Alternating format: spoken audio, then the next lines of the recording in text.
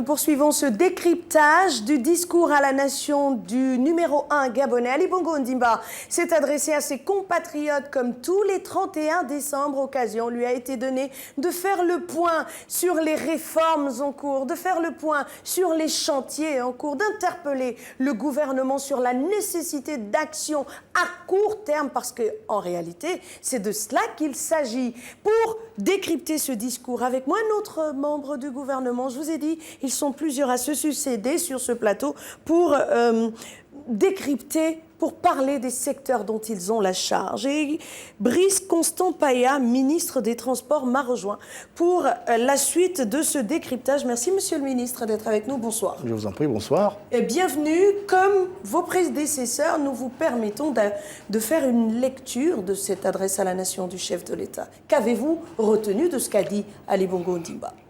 Merci bien. Écoutez, un discours à forte tonalité sociale.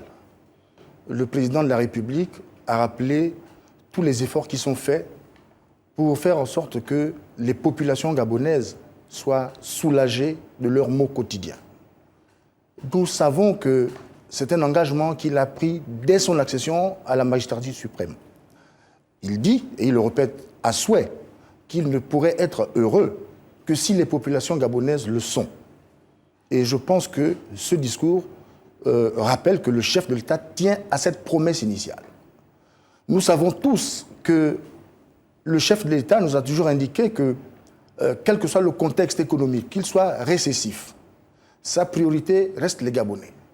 Sa priorité reste de faire en sorte que nos stratégies budgétaires permettent que la solidarité nationale s'exprime effectivement. Que quelles que soient les difficultés économiques que nous éprouvons, eh bien que la courbe de progression de la protection des Gabonais, la protection sociale des Gabonais soit maintenue. Et je crois qu'en cela, le président a été cohérent, son discours compatible avec son engagement politique. Et en ce qui concerne les responsables politiques que nous sommes, nous devons justement contribuer à forger cette vision claire de ce que nous pouvons considérer comme vraiment l'axe essentiel, la finalité politique du chef de l'État, la finalité de son action à la tête du Gabon. Voilà ce que j'ai pu retenir du discours du chef de l'État. C'est une très très belle lecture et j'aurais dit Amen si c'était un serment à l'Église. Mais là, nous sommes dans la réalité. Vous étiez très attendu sur le plateau de Gabon 24. La phrase que je vais reprendre de votre intervention, c'est « Je ne serai heureux que lorsque les Gabonais le seront ». Ali Bongo Ondimba, fin de citation. Êtes-vous heureux, monsieur le ministre Brice Paya, de la situation actuelle de notre transport, par exemple? Je n'enfonce pas une porte ouverte. Mais madame... s'il vous plaît. Je crois que vous évoquez les circonstances actuelles liées, semble-t-il, sauf mauvaise interprétation de ma part, à l'interruption momentanée du trafic. D'accord. Mais est-ce que lorsque vous regardez le transport au Gabon, oui, et là j'ai besoin d'un état des lieux, vous êtes heureux? Madame, l'action publique est une action continue.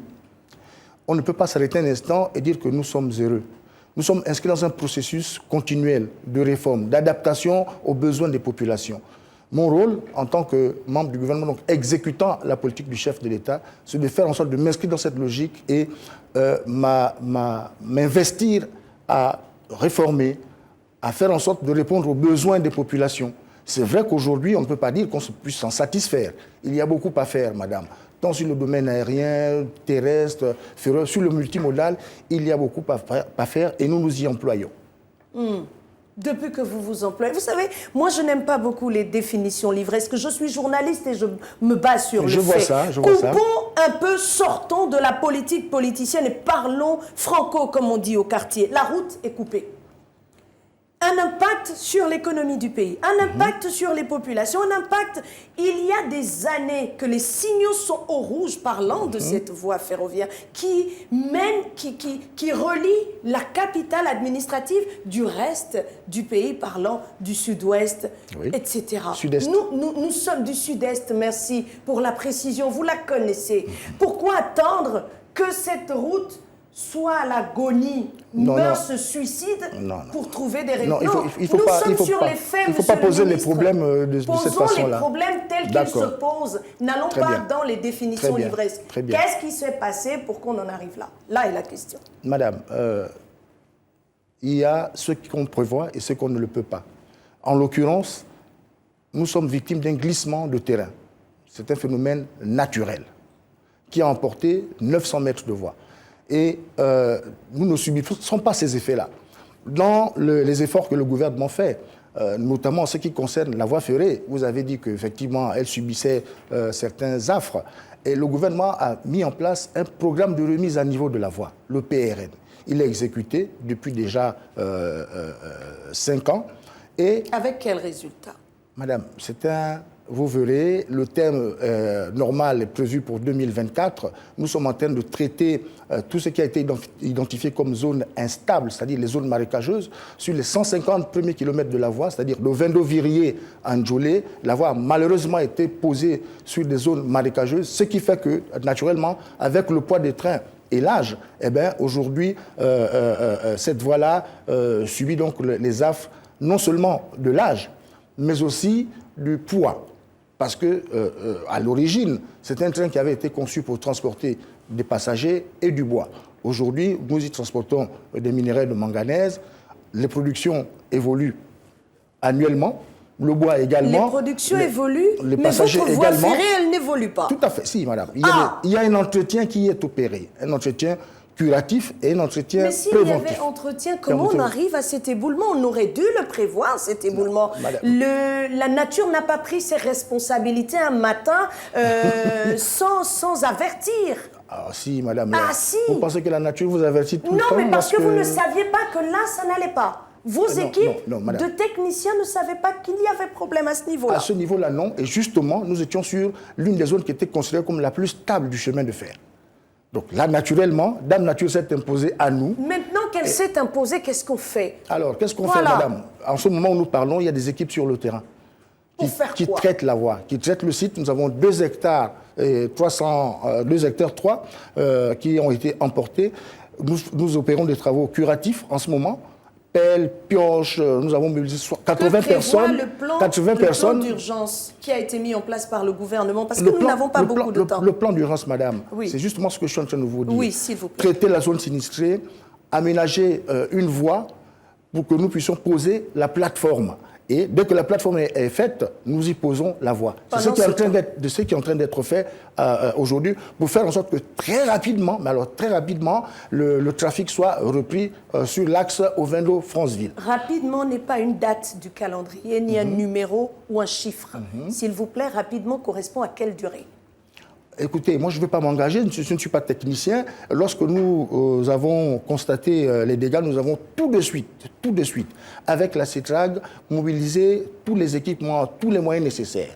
Nous avons fait appel à une entreprise de travaux publics qui a pignon sur rue. Nous avons fait appel à un bureau d'études, si vous voulez, Colas pour l'entreprise, CETEC pour le cabinet d'études. Tous les levées topographiques ont été menés. Tous les prélèvements géotechniques ont été menés dès le 2, c'est-à-dire lundi, nous aurons les résultats des différents prélèvements. Très bien. Les travaux de génie civil sont en cours actuellement. D'accord. Et ce que nous sommes trop engagés, l'instruction que nous avons donnée, c'était de faire en sorte que d'ici la fin du mois de janvier, nous puissions rétablir la voie ferrée. Pendant ce temps, oui. Comment circulent les populations, les biens, sachant que c'est une route, une voie stratégique? C'est une voie unique, madame. Donc, vous voyez bien qu'il n'y a pas d'autre alternative que la route. La première alternative crédible pour nous, c'est la route. Et mon collègue de travaux publics s'emploie à en faire en sorte de traiter tous les points critiques relevés sur la route nationale, sur 2 axes, en passant par Ovan-Makokou et en passant par Alembe jusqu'au carrefour Mikoui. Tout est en train d'être fait, les engins sont en train d'être mobilisés et nous allons très rapidement, en profitant de la petite saison sèche, effectuer tous les travaux nécessaires pour faire en sorte que le transport des marchandises, au moins celui-là, ne soit pas rompu. Sur la voie ferrée, s'il vous plaît, sur la voie ferrée, nous travaillons à faire en sorte que nous puissions pallier le problème des ruptures de charge. Et nous travaillons, c'est pour ça que je vous dis, là, au moment où nous parlons, les gens sont à pied d'œuvre pour faire en sorte que dès que nous aurons traité l'endroit où le sinistre est intervenu, nous avons déjà créé une voie, elle est prête, depuis hier, cette voie elle est prête. Nous étudions maintenant la possibilité donc de faire acheminer les produits de première nécessité qui ne comportent pas, qui ne pèsent pas substantiellement, pour faire en sorte que dès qu'on arrive au fouet, il y a une rupture de charge, les produits sont manutentionnés pour les ramener sur bouée et les acheminer sur l'intérieur du pays. Et donc, parlons voilà par exemple de la fourniture en essence, etc. Comment ça va se faire? Voilà, nous avons aujourd'hui des wagons citernes qui sont sur bouée. Nous avons à peu près une quarantaine de wagons citernes de la CETRAC. Donc ce qui est en train d'être fait, c'est de permettre que les marketeurs acheminent ces productions-là jusqu'à Boué. De Boué, on les charge dans les wagons citernes et les wagons citernes les transportent jusqu'à Franceville. Voilà ce qui est fait pour le carburant. Oui. Idem pour les produits de première nécessité. Nous allons faire la même chose. La route. Les camions, les tracts, si les points noirs sont traités. Vous connaissez l'état actuel des routes? Bien sûr, madame, nous avons fait un tour. Le ministre des Travaux publics... Vous avez fait un tour, mais les populations se plaignent de ce que ces routes ne sont pas praticables. Tout à fait. Prononçons les mots tels qu'ils sont.